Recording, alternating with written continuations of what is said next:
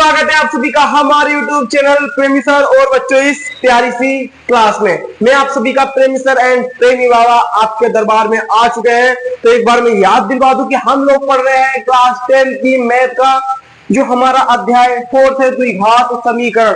आज उसको हम लोग कर रहे हैं, ठीक है। और पिछले कुछ दिनों से हम लोग यही चैप्टर पढ़ रहे हैं। और मैं आपको ये भी याद दिलवा दूं कि हम लोगों ने इसमें ऑलरेडी 6 लेक्चर कर चुके हैं। आज इसका 7th लेक्चर है, ठीक है। आज हम लोग इस चैप्टर को पूरा कंप्लीट करने वाले हैं। मैंने क्या बोला, आज हम लोग इस चैप्टर को पूरा कंप्लीट करने वाले हैं, ठीक है। हम लोगों ने पिछले 2 क्लासों से स्टार्ट करा है प्रश्नावली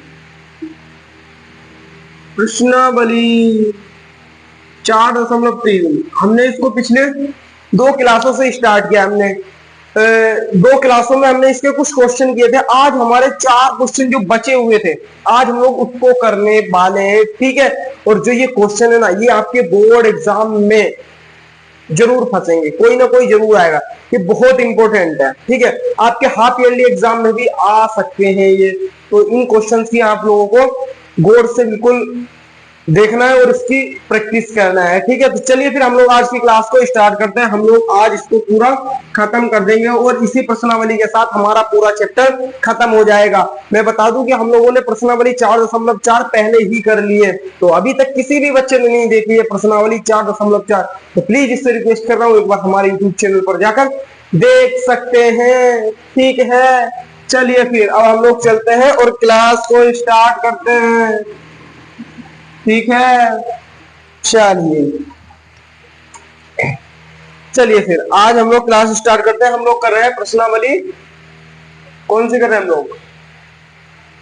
प्रश्नावली तो कहां को चली? 4.3 को, ठीक है। 4.3 को कर रहे हैं आज। इसका हम लोग कौन सा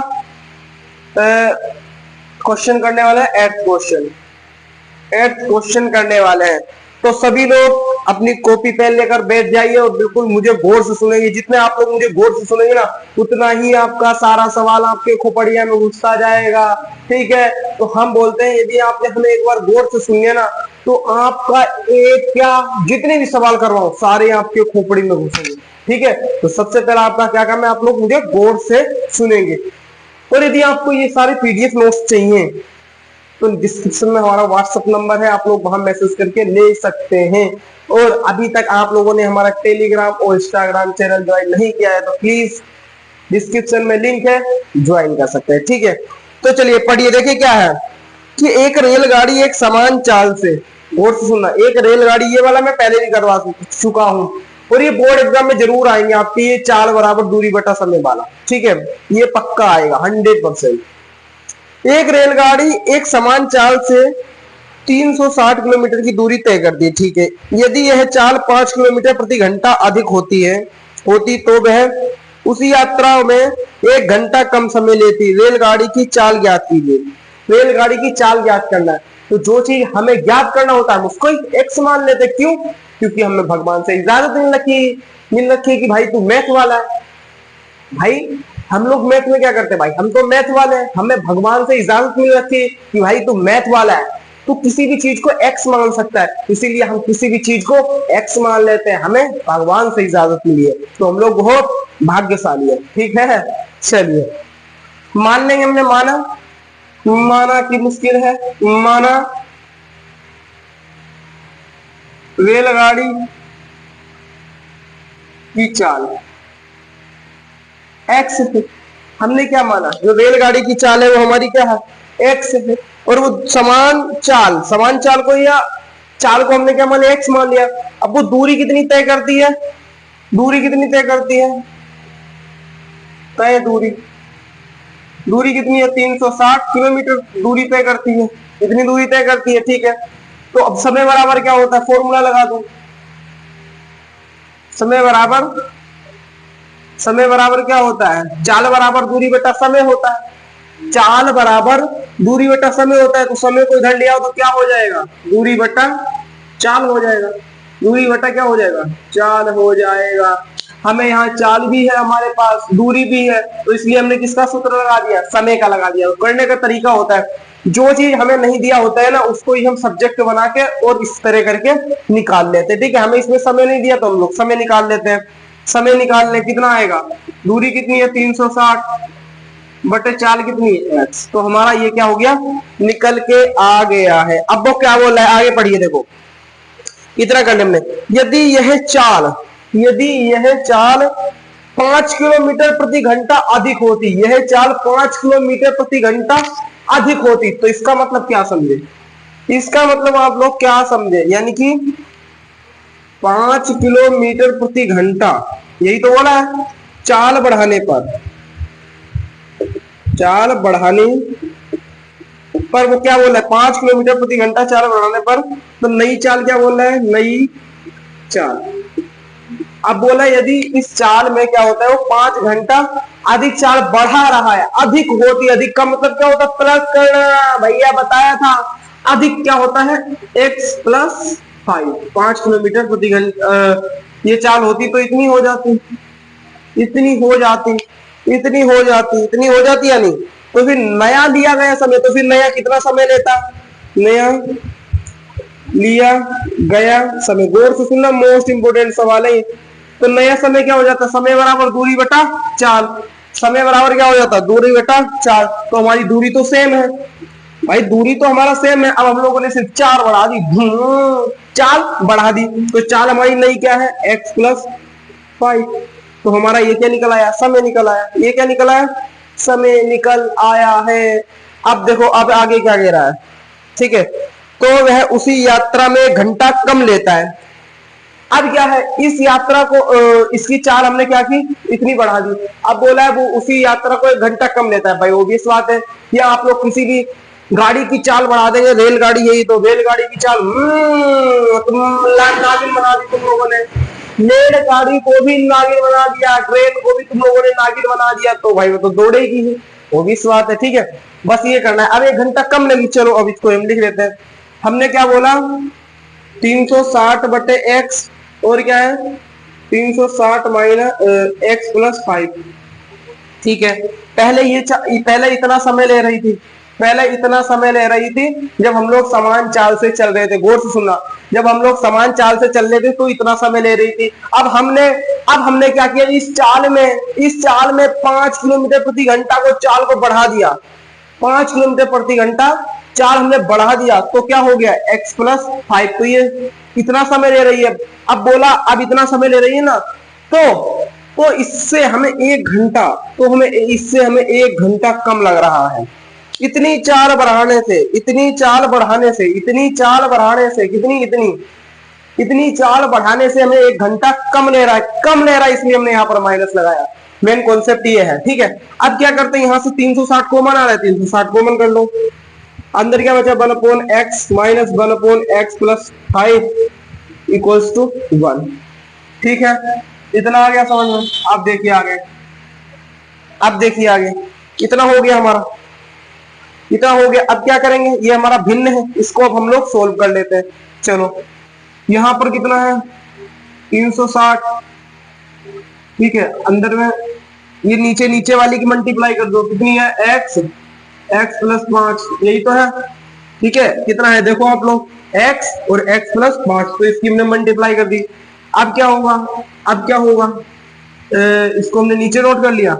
अब इधर से ये वाला कट जाएगा तो ये वाला आ जाएगा, x प्लस 5 माइनस, अब ये इधर का कट जाएगा, इधर आ जाएगा x, ठीक है, और बराबर में 1, ठीक है, बराबर में 1। देखो सबने ऐसे किया, क्या सबने ऐसे किया, ये वाला कैसे आया, तो सुनो, मैंने इन दोनों की मल्टीप्लाई करके नीचे उतार लिया, ठीक है। अब क्या करूंगा, जब मैं इसकी मल्टीप्लाई, इन दोनों की मल्टीप्लाई इससे करूंगा तो ये वाला कट जाएगा, तो ये वाला क्या करेगा, ये वाला कट जाएगा, तो हमारे पास क्या आ जाएगा, ये आ जाएगा।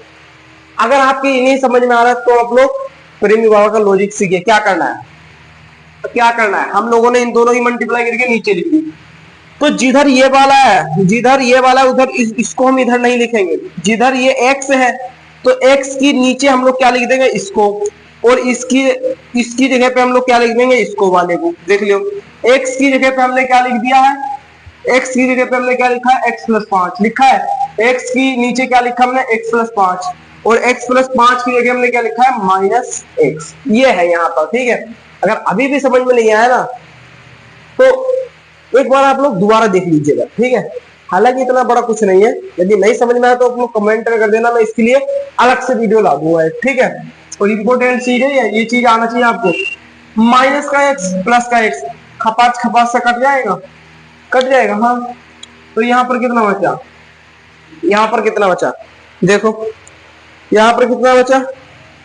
अब सुनो, मैं यहाँ से क्या कर रहा हूँ, 360 की भी अंदर में मल्टीप्लाई कर रहा हूँ, तो 360 के अंदर से मल्टीप्लाई कर दूंगा, 505 6 पंचे 30 का 0 हासिल लगा 3 5 या 15 और 3 18 बटे एक्स स्क्वायर प्लस 5x, ठीक है। इसकी अंदर मल्टीप्लाई कर दी बराबर में 1।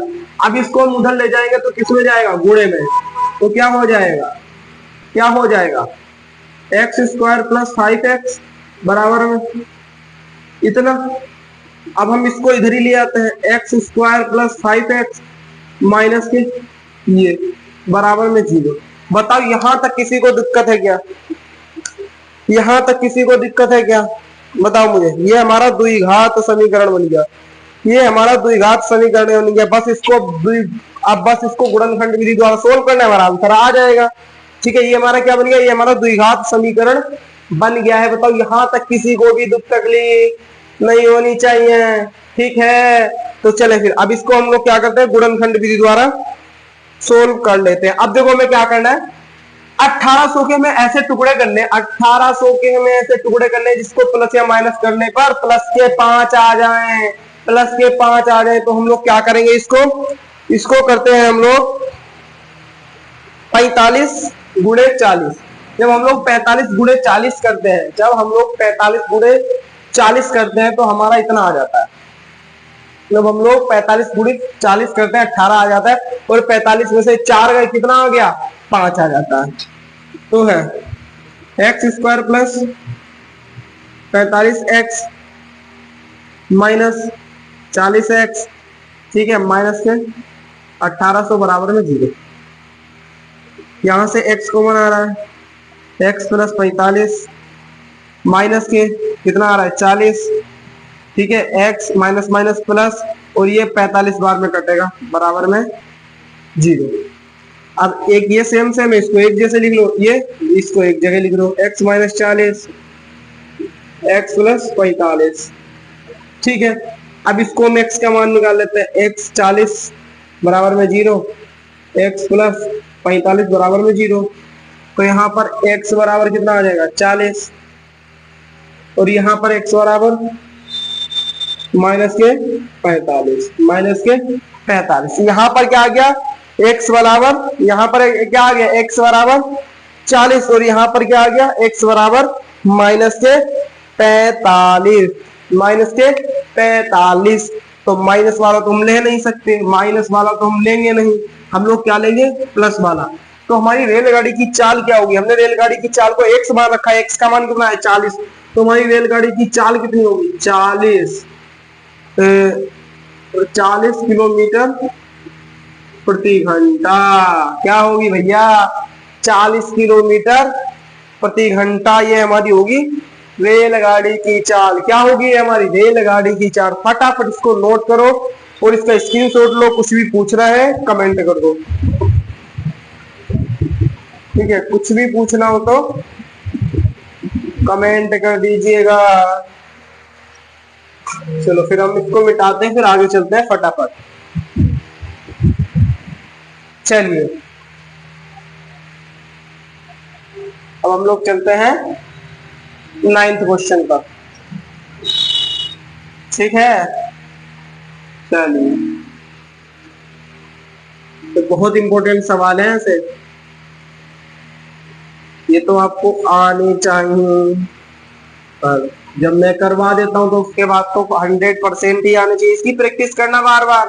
मैथ की आप लोग जितनी प्रैक्टिस करेंगे ना उतना ही आपका क्लियर होगा, ठीक है। मैथ की आप लोग कितनी ही प्रैक्टिस करेंगे उतना ही आएगा। गौर से सुनेंगे सही बच्चे, ठीक है, गौर से सुनना।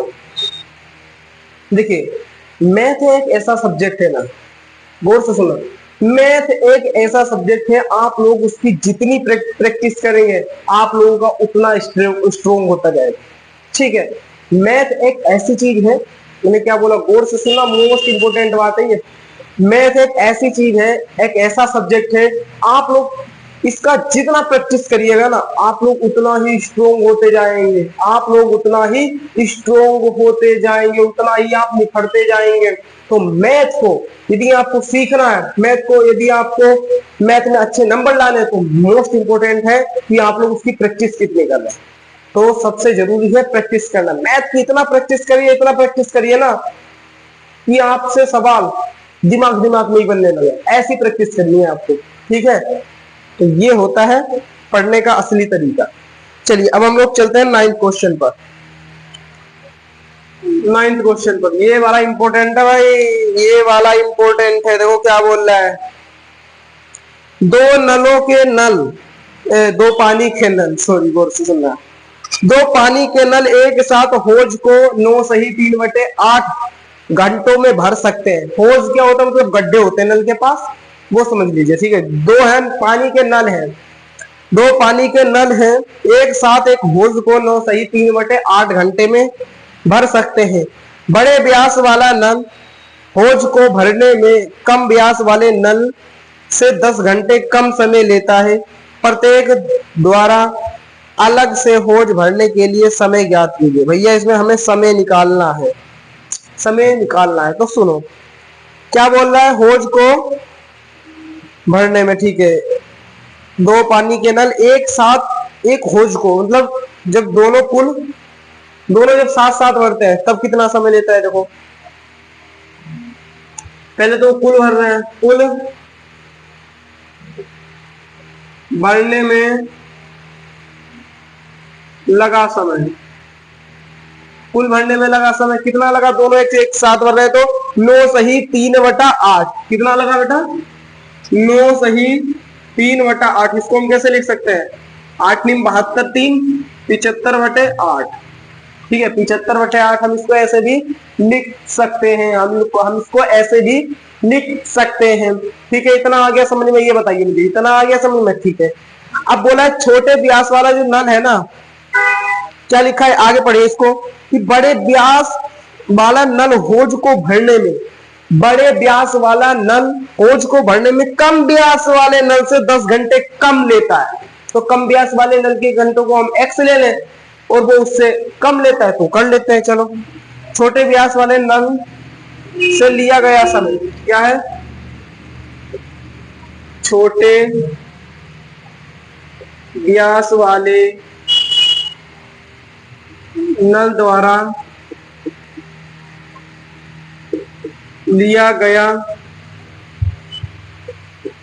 समय x है। क्या मान लिया हमने, x हो गया।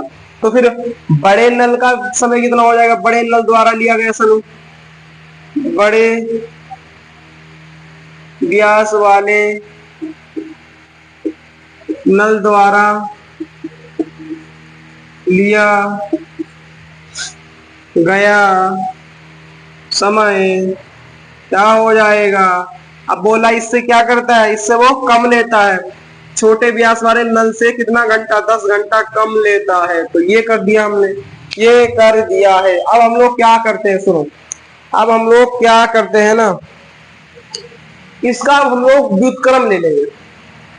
मैंने क्या बोला, अब हम लोग इसको उल्टा उल्टा ले लेंगे। कैसे, 75/8 का उल्टा क्या होगा, 8/75 होगा या नहीं होगा। अब यहाँ पर x लिखा है, x बटे यानी कि 1 लिखा है, इसका उल्टा क्या हो जाएगा 1/x, इसका उल्टा क्या हो जाएगा 1/-10। तो हम लोग ऐसा लेंगे। ऐसा क्यों लेंगे, क्योंकि भैया हमको क्वेश्चन करना है तो हमें थोड़ी टेक्निक भी लगानी पड़ेगी। तो हमें क्या करना पड़ेगा, टेक्निक भी लगानी पड़ेगी। यदि टेक्निक सीखना है तो आपको यहाँ सिखाई जाती है। ठीक है, तो सुनिएगा, हम लोग ले लेंगे। चलो, हमने क्या किया, 1/x माइनस 1/x माइनस 10 बराबर में 8/75। मैंने इसको ऐसे लिख लिया, मैंने इसको ऐसे लिख लिया है। क्या किया मैंने, इसको उल्टा कर दिया, इसको मैंने उल्टा कर दिया, इसको भी उल्टा कर दिया, उलट दिया मैंने। इसको क्या कर लिया मैंने, उलट दिया, ठीक है। और यहाँ पर मैंने माइनस ले दिया कम, क्योंकि कम समय लेता है, इसलिए मैंने इसको क्या किया, माइनस कर दिया। क्या किया मैंने, माइनस कर दिया, ठीक है। अब देखो, अब इसको सोल्व कर लेते हैं। इसकी मल्टीप्लाई x माइनस 10। अब देखो यहाँ पर क्या है, इधर से ये वाला कट जाएगा तो ये आ जाएगा x माइनस 10, ठीक है। अब माइनस का चिन्ह, माइनस लगा दो। अब इधर से ये वाला कट जाएगा, इधर से ये वाला कट जाएगा तो कितना आ जाएगा, x आ जाएगा। क्या आ जाएगा, x आ जाएगा, ठीक है। बराबर में 8/75 है। यहां से x और x कट जाएगा, प्लस और माइनस का है, तो ऊपर कितना बचेगा, ऊपर माइनस का 10 है। ऊपर कितना है, यही लिख देता हूं एक बार, माइनस का 10 बटे इसकी अंदर मल्टीप्लाई कर दो, एक्स स्क्वायर माइनस के 10x बराबर में 8/75। ये हो गया, कितना आ गया, 8/75। यहां नहीं दिख रहा है आप लोगों को, चलो ऊपर ही लिख देते हैं, ऊपर ही लिख देते हैं। सुनो सुनो, माइनस का 10x 10 है, और इसकी मल्टीप्लाई करेंगे एक्स स्क्वायर, और इसकी इसमें कर देंगे माइनस के 10x बराबर में 8/75। ये लिखा है मैंने, क्या किया है मैंने, ये लिखा है। अब क्या करेंगे हम लोग, इसकी क्रॉस मल्टीप्लाई कर देंगे। क्या करेंगे अब हम लोग, इसकी क्रॉस मल्टीप्लाई कर देते हैं, क्रॉस मल्टीप्लाई कर देते हैं। तो इसकी इसमें मल्टीप्लाई कर दो, इसकी इसमें कर दो, इसकी इसमें करेंगे तो माइनस के इतना आ जाएगा बराबर में 8x स्क्वायर माइनस 8×80x। ये हो गया। अब मैं इसको इधर लिख ले, ये सुनो सुनो सुनो सुनो, मैं इसको इधर लिख लेता हूँ, उधर इसको उधर लिख लेता हूँ। 8x स्क्वायर माइनस 80x बराबर में माइनस के 750। अब 8x स्क्वायर माइनस 80x, इधर ये माइनस का इधर आगे प्लस का हो जाएगा 750 बराबर में 0। इतना बताओ, इतना समझ में आया, इतना किस किस के समझ में बताइए, इतना आ गया समझ में, इतना आ गया समझ में। अब इस द्विघात समीकरण को और इजी करने के लिए मैं यहाँ पर 2 कॉमन ले लेता हूँ, तो क्या आ जाएगा, 2 चौक 8 माइनस 40x प्लस के 2 3 6 2 7 14 2 5 10 बराबर में 0। ये उधर जाके 0 में हो जाएगा, तो 4x square minus 40x plus 375। अब इसको गुणनखंड विधि द्वारा इसको हम सोल्व कर लेंगे, बस हमारा आंसर आ जाएगा। इसको हम गुणनखंड विधि द्वारा सोल्व कर लेंगे, इसका आंसर आ जाएगा। हमें क्या करना है, 375 के ऐसे नहीं, 4 की गुणा इसमें करेंगे। मैंने क्या बोला, इसकी हमें 4 में गुणा करनी है, 375 की गुणा करनी है 4 में, और जो भी आंसर आएगा, जो भी आंसर हमारा आएगा ना, उसके हमें ऐसे टुकड़े करने हैं जिसको प्लस या माइनस करने पर माइनस के 40 आ जाए। मैं बोल रहा हूँ 4 से करेंगे ना, इसकी जब इसकी हम लोग 4 से मल्टीप्लाई करते हैं, जब इसकी 4 से मल्टीप्लाई करेंगे, जो भी हमारा यहाँ पर उत्तर आएगा उसके हमें टुकड़े करने पर ऐसे टुकड़े करने हैं जो कि प्लस या माइनस करने पर माइनस का 40 आ जाए, 40 आ जाए। तो मैं आपको टुकड़े बता देता हूं, वो टुकड़े हैं 15 गुणे 25, और 25 में से हाँ 25 और 15 आप जब लोग प्लस करेंगे, इसको मल्टीप्लाई करेंगे, 5 5 25। चलो इसको तुम लोग गुणे कर लेना, चलो मैं कर देता हूँ। 15 और 25,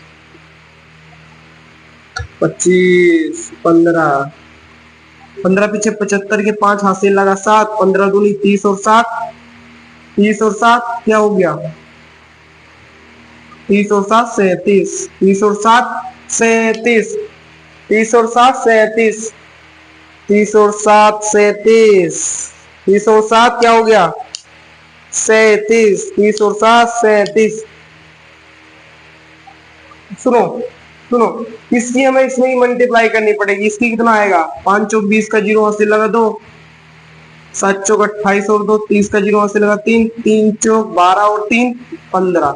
तो हमें 1500 के ऐसे टुकड़े करने हैं। सुनो 1500 के टुकड़े करने, ये वाला नहीं होगा टुकड़ा, हमें 1500 के ऐसे टुकड़े करने हैं जिसको प्लस या माइनस करने पर माइनस का 40 आ जाए। तो ये लोग आप लोग कर लेंगे घर पर, ठीक है, और इसको आगे सोल्व कर लेंगे गुणनखंड विधि द्वारा।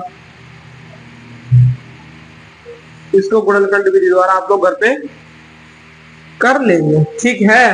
तो इतना नोट करो, कुछ भी डाउट हो कमेंट में करो।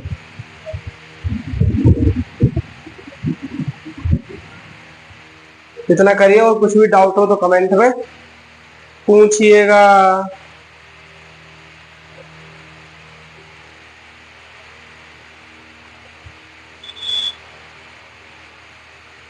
चलो फिर चलते हैं हम लोग आगे।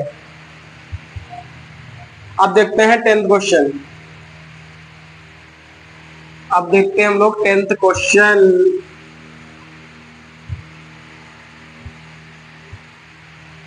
10th क्वेश्चन क्या है, सभी लोग अपनी बुक में पढ़ेंगे। लिखा है मैसूर और बेंगलोर के बीच के 132 किलोमीटर यात्रा करने में एक एक्सप्रेस रेलगाड़ी सवारी गाड़ी से 1 घंटा कम लेती है। भाई वो भी इस बात है, जो एक्सप्रेस गाड़ी, जो रेलगाड़ी तो धुआं से भागती है, और जो हमारी सवारी गाड़ी होती है टेम्पो बस वगैरह, उससे कम ही लेगा, ठीक है। मध्य के स्टेशनों पर ठहरने का कोई समय ना ध्यान दे, ठीक है। यदि एक्सप्रेस गाड़ी की औसत चाल सवारी गाड़ी की औसत चाल से 11 घंटा अधिक हो तो दोनों रेलगाड़ियों की औसत चाल ज्ञात कीजिए। तो दोनों रेलगाड़ियों की औसत चाल ज्ञात कीजिए। चलो देखते हैं भैया। देखो, माना सवारी गाड़ी की चाल हम लोग मान लेते हैं। क्वेश्चन नंबर क्या था हमारा, ये 10। हम लोगों ने क्या किया, माना सवारी गाड़ी की चाल हम लोगों ने x किलोमीटर प्रति घंटा मान ली। क्या मान ली हमने, x किलोमीटर प्रति घंटा मान ली। तो एक्सप्रेस की चाल कितनी हो जाएगी, तो एक्सप्रेस की चाल कितनी हो जाएगी, एक्सप्रेस की चाल कितनी हो जाएगी, वो बोल रहा है इसकी चाल से 11 घंटा ज्यादा चाल से चलती है वो। तो एक्सप्रेस 11 किलोमीटर प्रति घंटा की स्पीड से वो भाग रही है, ठीक है। मैसूर और बेंगलुरु के बीच की दूरी कितनी है, मैसूर और बेंगलुरु के बीच की दूरी कितनी है, बीच की दूरी तो है वो 132 किलोमीटर। 132 है ना, हाँ 132 किलोमीटर है। तो एक्सप्रेस गाड़ी कितना टाइम लेगी, तो निकाल लेंगे हम लोग एक्सप्रेस गाड़ी द्वारा लिया गया समय। एक्सप्रेस गाड़ी द्वारा लिया गया समय बराबर क्या होता है, समय बराबर क्या होता है, दूरी बटे चाल। दूरी कितनी है 132, चाल कितना है x प्लस 11, क्या है x प्लस 11। तो हमारा ये तो हो गया एक्सप्रेस गाड़ी द्वारा लिया गया समय है। क्या है ये लिया गया समय है, ठीक है। और तो सवारी गाड़ी द्वारा लिया गया समय क्या हो जाएगा, सवारी गाड़ी द्वारा लिया गया समय क्या हो जाएगा, चाल क्या हो जाएगा, दूरी बटे चाल। तो दूरी कितनी है हमारी 132, और चाल कितनी है इसकी x, तो 132 बटे क्या हो जाएगा, 132 बटे x हो जाएगा। तो हम लोग क्या करते हैं, ऐसे कर लेते हैं 132 बटे x, ये है सवारी गाड़ी द्वारा लिया गया चाल। ये सब चाल बराबर दूरी बटे समय पर आधारित है, ये आप लोग अच्छे से प्रैक्टिस कर लेना, ठीक है। माइनस 132 बटे x प्लस 11 कितना घंटा कम लेता है, 1 घंटा कम लेता है, ये बोल रहा है। लो इजी है, ये भी इजी है। चलो 132 आप लोग यहाँ से कॉमन ले लेंगे, 1 बटे एक्स माइनस 1 बटे एक्स प्लस 11 बराबर में 1।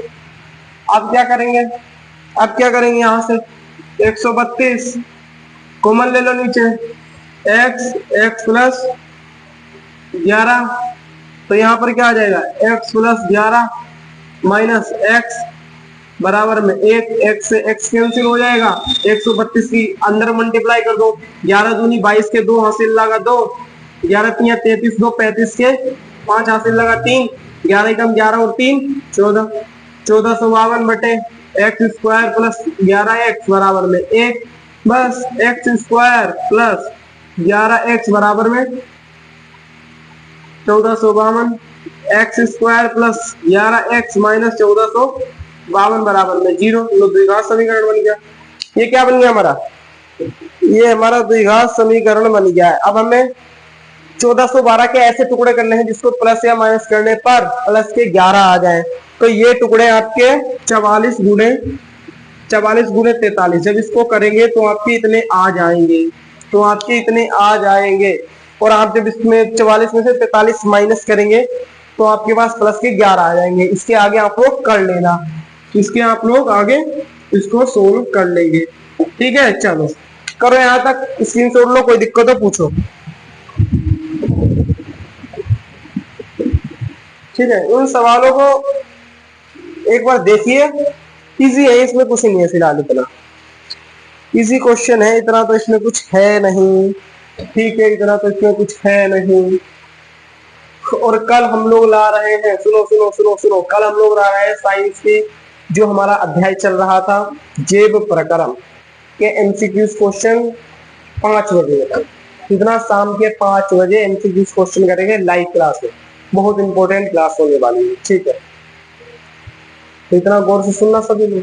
ठीक है, आप लोग जो मैथ है ना, मैथ को तो आप लोग प्रैक्टिस से ही बनेगा, मैं आपको बार बार कह रहा हूँ। देखिए, यदि आप लोगों को मैथ में अच्छा कमांड करना है, आप लोगों को मैथ में एक एक क्वेश्चन बनाना है, तो आप लोगों को क्या पढ़ना पड़ेगा? उसके लिए ज्यादा ज्यादा आप लोगों को प्रैक्टिस करनी पड़ेगी। ठीक है, मैथ का दूसरा नाम है प्रैक्टिस। मैंने क्या बोला? मैथ का दूसरा नाम है प्रैक्टिस। आप लोग जितनी प्रैक्टिस करिएगा ना मैथ में, आप लोग उतने ही निखरते जाएंगे। तो मैथ के लिए क्या जरूरी है? प्रैक्टिस। तो मैथ के लिए क्या करनी पड़ेगी आपको? प्रैक्टिस। तो आपका मैथ में अच्छा से अच्छा स्कोर करेंगे और अच्छे से अच्छे आप लोग मैथ के हीरो बन जाएंगे। ठीक है, ये सब आप लोगों को करना पड़ेगा। ये हो गया हमारा, ये हो गया हमारा। चलिए अब हम लोग चेक करते हैं 11 क्वेश्चन। 11 क्वेश्चन करता है। चलिए 11 क्वेश्चन मोस्ट इंपोर्टेंट क्वेश्चन है ये सब। 11 क्वेश्चन देखो, 11 क्वेश्चन और लास्ट क्वेश्चन। दो वर्गों के क्षेत्रफलों का योग बोला है। दो जो वर्गों के क्षेत्रफलों का योग दे रखा है वो हमें दे रखा है 468 मीटर स्क्वायर। यदि उनके परिमापों का अंतर, परिमापों ये हमने पहले भी किया है, परिमापों का अंतर 24 मीटर हो तो दोनों वर्गों की भुजाएं ज्ञात कीजिए।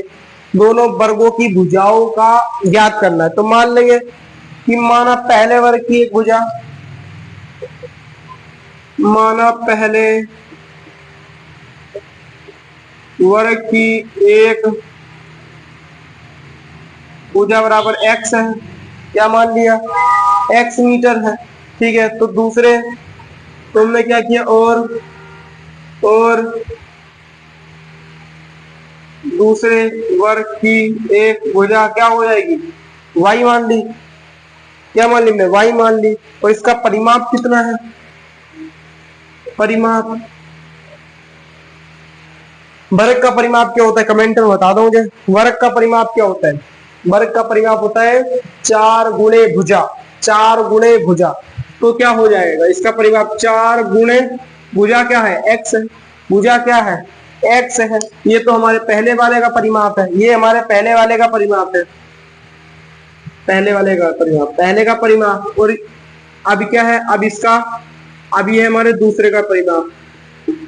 दूसरे का परिमाप क्या हो जाएगा? 4 गुणे भुजा, 4 गुणे भुजा यानी कि 4y और ये 4x। ये हो गया दोनों, ये दोनों हो गया। अब क्या बोल रहा है? स्टेप 1 के में क्या बोल रहा है? केस फर्स्ट स्टेप में क्या बोल रहा है? ये बोल रहा है कि उनके परिमापों का अंतर, जो परिमाप का अंतर है 4x माइनस 4y, यही तो बोल रहा है। 4x माइनस 4y बता रहा है 24 मीटर है। क्या है? 24 मीटर है। तो यहां से क्या करना है आप लोगों को? यहां से 4 कॉमन ले लेना है, तो x माइनस वाई बराबर 24। अब इसको उधर भेज देंगे तो x माइनस वाई बराबर 24/4 और 4 6 24, तो x माइनस वाई बराबर 6 आ गया। क्या आ गया? इतना आ गया। यहां से हम लोग y की वैल्यू निकाल देते हैं। यहां से हम लोग क्या करते हैं? हम लोग y की वैल्यू क्या करें? निकाल लें y की वैल्यू। अगर y की वैल्यू हम लोग निकालेंगे तो क्या आ जाएगा हमारे पास? हो चलो इसको उधर भेज दें, इसको इधर भेज दें, इसको इधर, तो क्या आ जाएगा? y बराबर 6 माइनस एक्स, ये हमारे पास y की वैल्यू आ जाएगी। अब ने y की वैल्यू की निकाली, अभी बताता हूं। आप देखो क्या बोल रहा है आगे। अब आगे बोल रहा है तो दोनों वर्गों की भुजाएं ज्ञात कीजिए। ठीक है, अब बोला है दोनों वर्गों की हमें भुजाएं ज्ञात करना है, तो हम लोग क्या करते हैं ना, इसकी भुजाओं को हम दोनों को क्या करते हैं, वर्ग कर देते हैं। चलो, x square plus y square बराबर में इसका हमें वो कितना दे रखा है, क्षेत्रफल। क्षेत्रफल कितना दे रखा है, 468 दे रखा है, 68 दे रखा है, 68 दे रखा है भाई। इन दोनों का क्षेत्रफल, क्षेत्रफल क्या होता है, भुजा गुणा भुजा। तो हमने पहले वाले की x मान रखा है, तो x into x, x square x. इसकी हमने y मान रखी, तो y इंटू वाई, वाई का स्क्वायर वाई। समझे, ये किया है और कुछ नहीं किया है।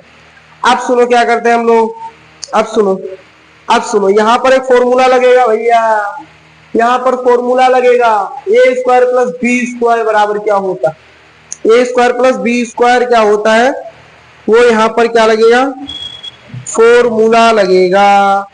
क्या लगेगा यहाँ, नहीं फॉर्मूला लगेगा, देख लेते हैं, फॉर्मूला ही लगेगा। नहीं नहीं नहीं, फॉर्मूला नहीं लगेगा। y की वैल्यू हमारे पास यहाँ है, तो y की वैल्यू को आप लोग हम यहाँ रख देंगे, तो x square plus 6 minus x का स्क्वायर बराबर में 468 है, ये 468 है ये। ठीक है, तो x square plus 6 6 36 minus x square बराबर में 468। अब x square minus x square से कट जाएगा, तो माने ये तो गड़बड़ हो गया। अरे अरे अरे अरे मालिक, ओ तो गलत कर दिया।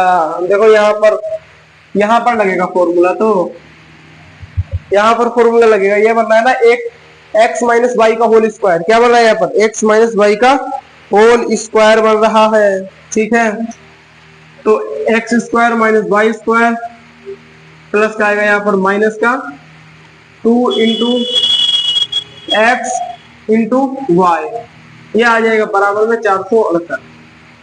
तो एक्स स्क्वायर 2 एक्स स्क्वायर, ठीक है, और 3 2 जा 6, 6 2 जा 12 एक्स बराबर में 468। इसको हम लोग उधर भेज देंगे तो माइनस में हो जाएगा, माइनस के 36। तो 2 एक्स स्क्वायर माइनस 12 एक्स बराबर में 8 में से 6 गए 2, 6 में से 3 गए 3, 432। 432 यहाँ से 2 कॉमन ले लो, एक्स स्क्वायर माइनस 12 एक्स बराबर में 432। तो एक्स स्क्वायर माइनस 12 एक्स बराबर में 432, ये इसके नीचे पहुंच जाएगा बराबर में 2, 2 दूनी 2 एकम 2 6। तो एक्स स्क्वायर माइनस 12 एक्स बराबर में 216। इसको इधर ले आओ, तो x square minus 12 x minus के 16 बराबर में 0, बराबर में 0। तो हमारे पास ये हमारा क्या आ जाएगा, द्विघात समीकरण आ जाएगा। क्या आ गया हमारे पास, द्विघात समीकरण आ जाएगा। ठीक है, ये हमारे पास क्या आ जाएगा, द्विघात समीकरण आ जाएगा।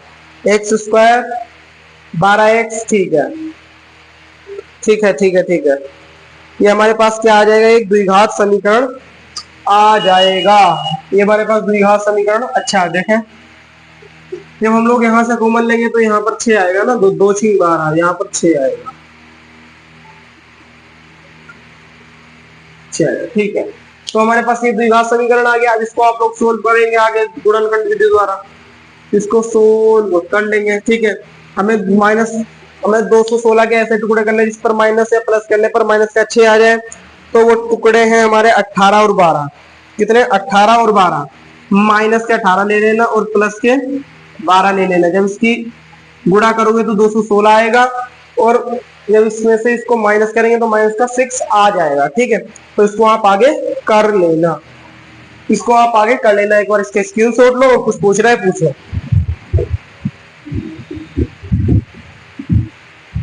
ठीक है,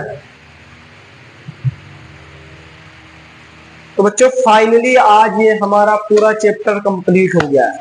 ठीक है, अभी तक हम लोगों ने 4 चैप्टर कंप्लीट कर लिए। कितने, 4 चैप्टर कंप्लीट करनी है अपनी मैथ के। ठीक है, अपने मैथ के हम लोगों ने 4 चैप्टर कंप्लीट कर लिया है। ठीक है, अब हम लोग अगली क्लास से पढ़ने वाले हैं समांतर श्रेणी वाला चैप्टर। ठीक है, वो भी बहुत इंपॉर्टेंट है, बहुत इंटरेस्टिंग है, कोई टेंशन लेने वाली बात नहीं है। आप लोगों को पता है बहुत अच्छी तरीके से यहाँ पढ़ाया जा रहा है और आपको ऐसे ही हम लोग पढ़ाते रहेंगे। यदि आप लोगों का प्यार मिलता रहा तो मैं लाइव क्लास में पढ़ाऊंगा, ये मेरी पूरी गारंटी है। ठीक है, तो आप अपना प्यार देने से बिल्कुल पीछे मत हटिए। ठीक है, और जो प्यार वाला बटन है लाइक वाला, वो हर वीडियो में दबाइएगा। ठीक है, और हमारे साथ एक बार जुड़िए, हम आपको विश्वास दिलाते हैं कि आपका टारगेट जो 90 प्लस का है वो हम अचीव करवाएंगे। ठीक है, आप लोगों को पता है यहाँ पर कैसी पढ़ाई चल रही है। ठीक है, आप लोग बस विश्वास करिए, आप लोग बस विश्वास रखिए, अपना प्यार दिखाइए। हम आपको गारंटी दिलवाते कि आपके 90 प्लस बोर्ड एग्जाम में आएंगे तो आएंगे। ठीक है, ये मेरी गारंटी है। बस आप लोगों को विश्वास रखना है, प्यार दिखाते चलना है। तो आज ये हमारा पूरा चैप्टर खत्म हो गया है। अब अगली क्लास से हम लोग लाएंगे कुछ न्यू, जो हमारी 5th चैप्टर है समांतर श्रेणी वाला। ठीक है, तो चलते हैं, फिर मिलते हैं आपको अगली क्लास में। जब तक के लिए बेटा आप पढ़ते रहिए, खूब पढ़िए। जय हिंद, जय भारत।